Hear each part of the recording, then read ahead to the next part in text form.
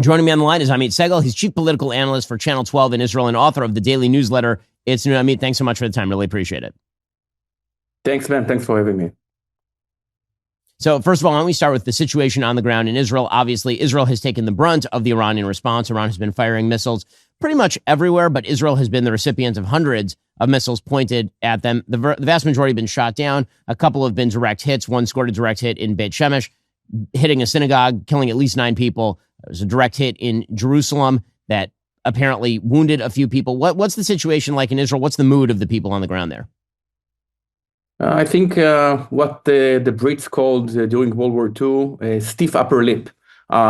People are quite used to ballistic missiles. I know it's quite hard to digest, but just compare this to what is happening in the UAE, in Saudi Arabia, in Bahrain, etc., and you'll see how stubborn the Israelis are. So you can actually see almost usual life here. But people are willing to take the hit in order to have peace for many, many years if Iran collapses. So obviously Iran feels like they're getting desperate already.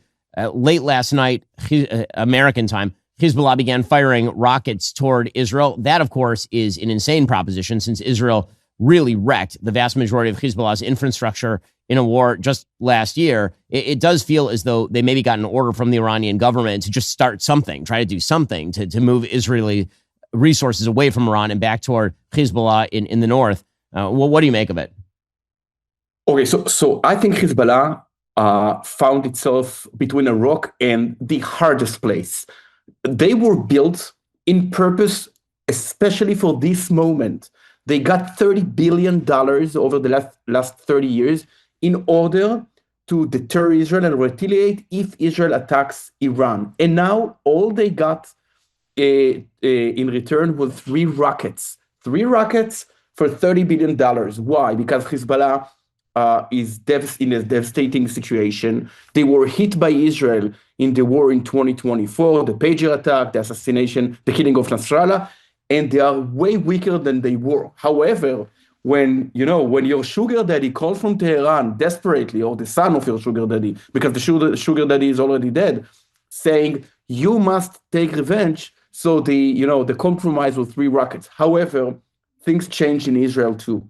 Whereas in the past, there was this equation system. They hit us with 3 rockets, we fire back, 5 shells, it's over. Israelis are no longer accepting this, and that's why the Israeli Air Force has been attacking Hezbollah in the last 20 hours with more than, I think, 200 separate attacks, and the rest is yet to come. So meanwhile, the response of the Lebanese government has been basically to say, it's not us, we didn't do it. What do you make of the Lebanese government? The Lebanese government obviously seems as though they are incompetent when it comes to their capacity to shut down Hezbollah. What is the next step there? I think something dramatic happened. The Lebanese government, for the first time in its history, defined the military wing of Hezbollah as a criminal organization, an illegal one. I know it sounds a bit peculiar, but till today at noon, Hezbollah could actually operate quite freely in Lebanon. Now, I think Hezbollah found itself, might wrote the loudest suicide letter in the history of the Middle East. Those 3 rockets might cost Hezbollah its existence. Now, the idea in Israel says as follows. There is no point in trying to invade Lebanon now and dismantle Hezbollah, because if we destroy the Iranian regime, Hezbollah would fall automatically. If the Iranian wars come to worse and the Iranian regime does not collapse, then Israel would actually channel its efforts towards destroying Hezbollah in Lebanon.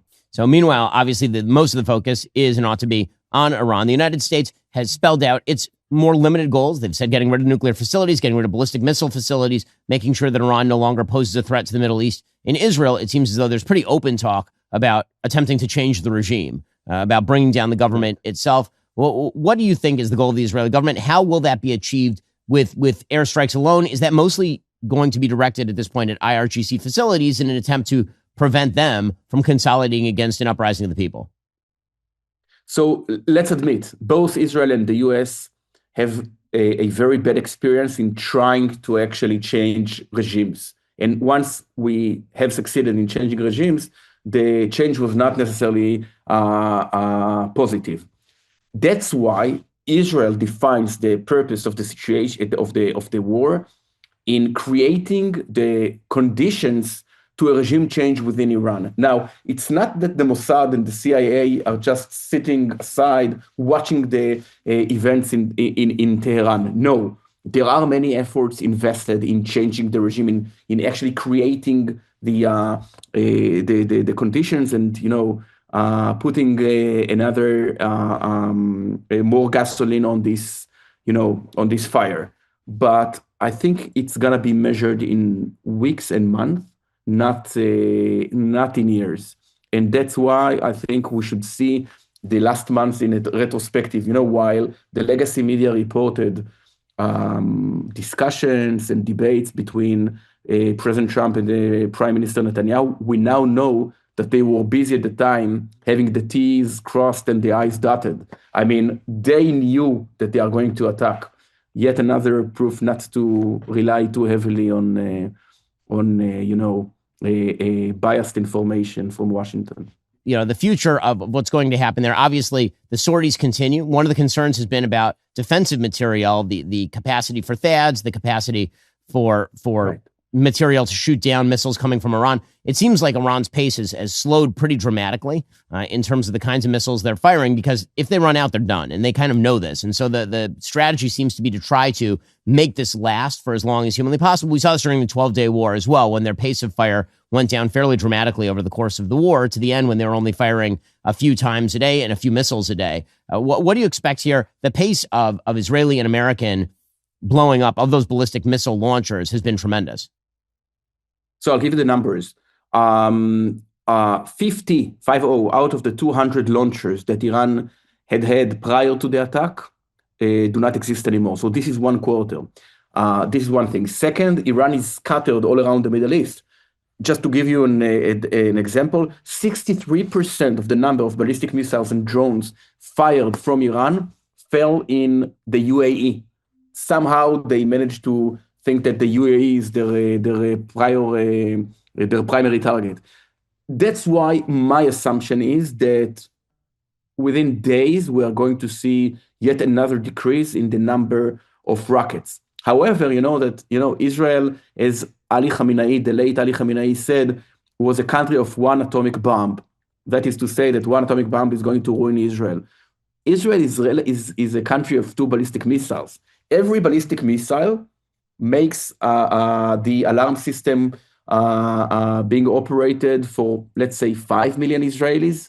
So even one ballistic missile, I'll put it differently, a ballistic missile a day keeps the tourists away and keeps the Israelis in the shelter. So, but as I said, stiff upper lip. That's Amit Segal, chief political analyst for Channel 12 in Israel and author of the daily newsletter It's Noon. Amit, really appreciate the time and the insight.